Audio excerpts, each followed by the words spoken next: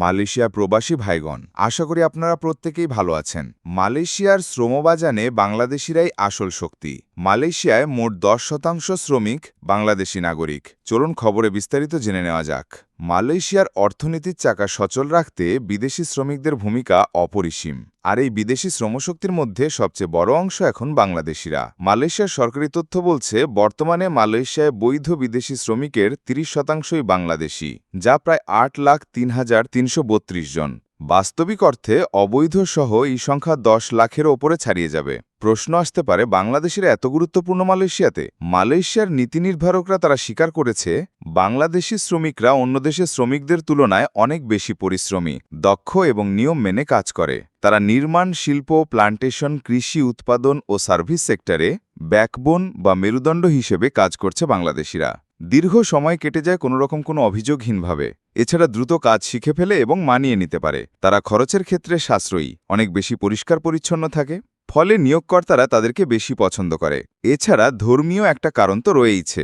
এই সব কারণে মালয়েশিয়ার শ্রমবাজারে বাংলাদেশিদের চাহিদা সবসময় বেশি ছিল এবং ভবিষ্যতেও এই ধারা অব্যাহত থাকবে। প্রশ্ন করতে পারেন, তাহলে মালয়েশিয়া কলিং ভিসা কেন চালু হচ্ছে না? মালয়েশিয়া অবশ্যই চালু হবে। মালয়েশিয়া সরকার বাংলাদেশিদেরকে সবথেকে বেশি প্রাধান্য দিচ্ছে। বিশ্লেষকদের মতে মালয়েশিয়ার অর্থনীতি আবারও শ্রমিক সংকটে পড়েছে। দেশটিতে একাধিক বড় বড় অবকাঠামো প্রকল্প চলছে।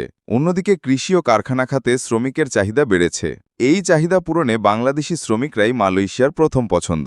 সালের সীমান্ত খোলার পর বাংলাদেশ থেকে 10,000-এরও বেশি শ্রমিক গিয়েছিল। 2020 সনে বিশেষ এক পরিকল্পনায় 1 লাফে প্রায় 4 লাখ নতুন শ্রমিক নিয়েছিল। কিন্তু মালয়েশিয়া সরকার অন্য কোনো দেশ থেকে এত সংখ্যক কর্মী নেওয়া হয়নি।